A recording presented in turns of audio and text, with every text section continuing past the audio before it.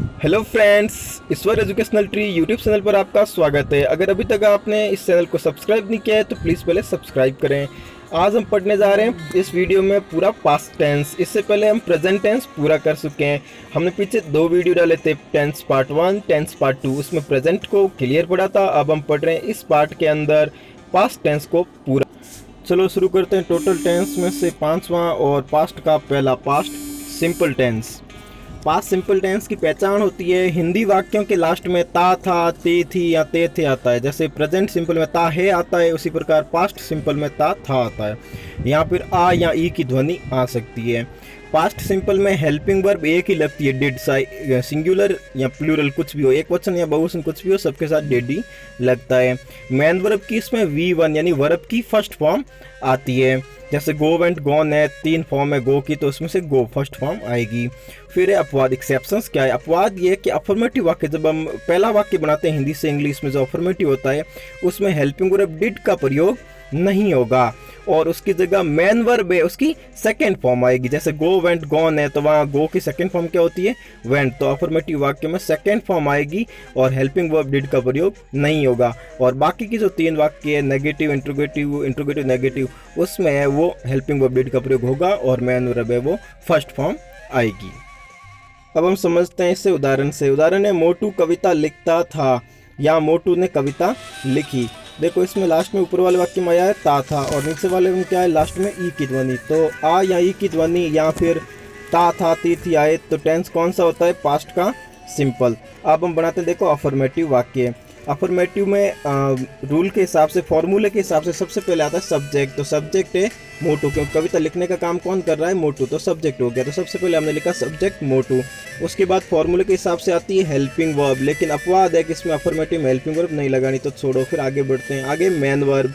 अपवाद के हिसाब से इसमें मेन वर्ब की सेकेंड फॉर्म आएगी और हेल्पिंग वर्ब नहीं लगेगी। तो मेन वर्ब की सेकेंड फॉर्म, मेन वर्ब है राइट, राइट की सेकेंड फॉर्म होती है रॉट, तो हमने लिखा रॉट।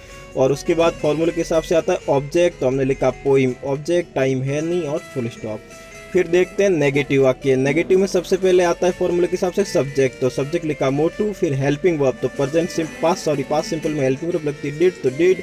फिर नॉट, फिर मेन वर्ब की फर्स्ट फॉर्म राइट और फिर ऑब्जेक्ट पोइम। फिर इंट्रोगेटिव वाक्य बनाते हैं। इंट्रोगेटिव में सबसे पहले आता है हेल्पिंग वर्ब, तो डिड, फिर सब्जेक्ट मोटू, फिर आगे मेन वर्ब तो हो गया राइट और फिर ऑब्जेक्ट हो गया पोइम और लास्ट में क्वेश्चन मार्क। इसी प्रकार से इंट्रोगेटिव नेगेटिव। इंट्रोगेटिव नेगेटिव में हम सबसे पहले लिखेंगे हेल्पिंग वर्ब, तो हो गई डिड, फिर सब्जेक्ट हो गया मोटू, फिर नॉट, फिर मेन वर्ब हो गई राइट और फिर ऑब्जेक्ट हो गया पोइम और क्वेश्चन मार्क। इस प्रकार से हमने ये चारों वाक्य कंप्लीट किए। अब पढ़ते हैं next tense, past continuous tense. Past continuous की पहचान होती है हिंदी वाक्य के अंत में रहा, था, रही, थी, रहे, थे आता है। जैसे प्रेजेंट टेंस में आता था प्रेजेंट कंटिन्यू में रहा है, वैसे ही पास्ट कंटिन्यू हो गया रहा था।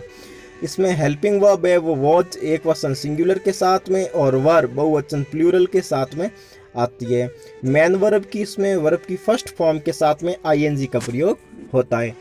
देखते हैं इसका उदाहरण। उदाहरण है, पूजा समाचार पत्र पढ़ रही थी। वाक्य के लास्ट में रही थी, तो पहचान होगी पास्ट कंटिन्यूअस टेंस से। अब अफर्मेटिव वाक्य देखते हैं। अफर्मेटिव में फॉर्मूले के हिसाब से सबसे पहले आता है सब्जेक्ट, तो समाचार पत्र पढ़ने का काम पूजा कर रही, तो पूजा करता होगी सब्जेक्ट, तो सबसे पहले पूजा। फिर फॉर्मूले के हिसाब से हेल्पिंग वर्ब, तो वॉज वर्ब 2 लगती है, पूजा सिंगुलर एक वचन है इसलिए लगा वॉज। फिर मेन वर्ब है रीड और यहाँ पे आएगी वर्ब की फर्स्ट फॉर्म प्लस आईएनजी, तो हो गया रीडिंग और फिर ऑब्जेक्ट न्यूज़पेपर।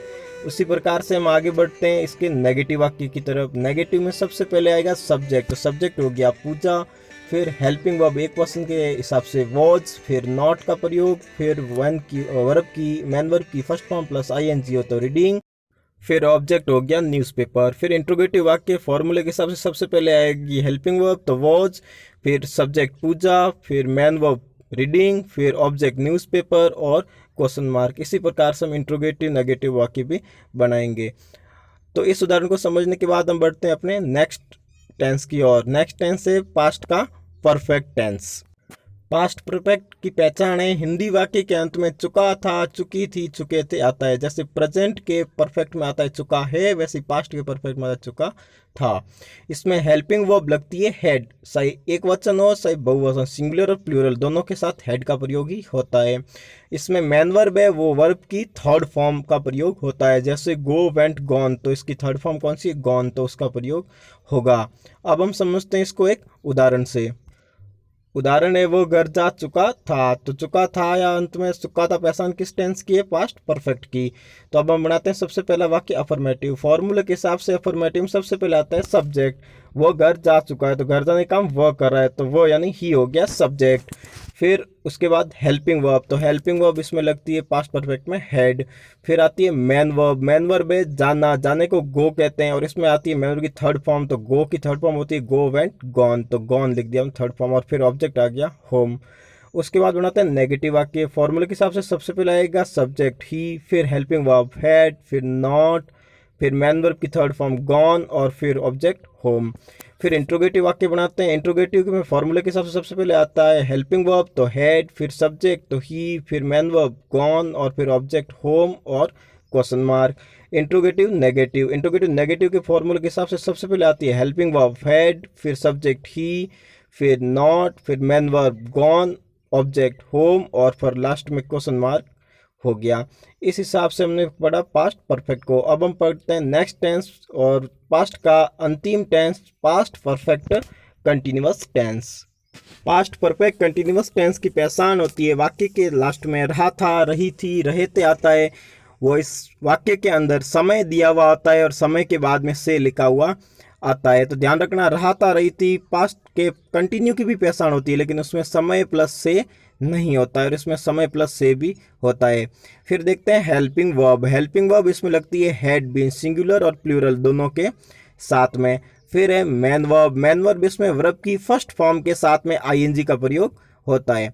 अब इसमें एक स्पेशल प्रयोग होता है, वो होता है समय यानी टाइम से पहले सिंस और फॉर का प्रयोग। अब सिंस का प्रयोग कहाँ होता है और फॉर का प्रयोग कहाँ होता है, तो ये मैंने पिछले वीडियो टेंस पार्ट 2 के अंदर जब हमने प्रेजेंट परफेक्ट कंटिन्यूअस टेंस को पढ़ा था उसमें मैंने इसको विस्तृत तरीके से समझाया था, तो आप उस वीडियो को पहले ज़रूर देखें ताकि आपको इनका प्रयोग अच्छे से समझ में आए।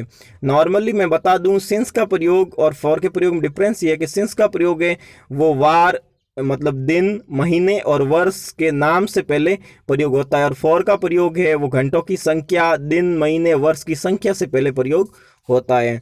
अब हम समझते हैं इनको एक उदाहरण से।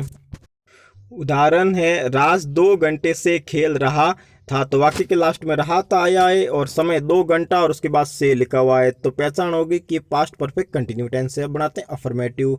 सबसे पहले आता है सब्जेक्ट। फॉर्मूले के हिसाब से सब्जेक्ट हो गया राज, फिर हेल्पिंग वर्ब तो हो गई हैड बीन, फिर मैन वर्ब तो फर्स्ट फॉर्म प्लस आईएनजी, तो प्ले के साथ आईएनजी लगा तो प्लेइंग। फिर हो गया समय से पहले लगाना सिंस फॉर, तो यहाँ 2 घंटे मतलब घंटों की संख्या दे रखी है तो उससे पहले प्रयोग होता है फॉर का, और फिर हमने लिख दिया 2 घंटे को 2 आवर्स। फिर हम बनाते हैं नेगेटिव वाक्य। नेगेटिव वाक्य में सबसे पहले सब्जेक्ट राज, फिर helping verb had not been, और फिर मैन वर्ब प्लेइंग, फिर फॉर का प्रयोग, और फिर समय 2 आवर्स। फिर इंट्रोगेटिव वाक्य बनाते हैं। इंट्रोगेटिव में सबसे पहले सब हेल्पिंग वर्ब हो गई हैड, फिर सब्जेक्ट राज, फिर बीन। यहाँ ध्यान रखना, मैंने कहा था जब भी जोड़े वाली वर्ब आती है तो हमेशा अलग हो जाती है, सिर्फ अफर्मेटिव साथ रहती है। जैसे हैड और बीन है वो सिर्फ अफर्मेटिव में साथ में, बाकी नेगेटिव में नॉट बीच में आ गया, इंट्रोगेटिव में सब्जेक्ट बीच में आ गया, और इंट्रोगेटिव नेगेटिव में सब्जेक्ट और नॉट दोनों हेड और बीन के बीच में आ जाएंगे, इस बात का ध्यान रखना। देखते हैं वापस इंट्रोगेटिव। सबसे पहले इंट्रोगेटिव हेल्पिंग वर्ब हेड, फिर सब्जेक्ट राज, फिर बीन, फिर मैन वर्ब की first form plus ING playing, फिर फॉर का प्रयोग, और फिर 2 आवर्स। इस प्रकार से हम ये 4 सेंटेंसेज है वो बनाएंगे, तो हमारा पास्ट टेंस हुआ पूरा। अब हम पढ़ेंगे नेक्स्ट वीडियो में, अगले वीडियो में फ्यूचर टेंस के बारे में। Thank you for watching this video. Please like and subscribe.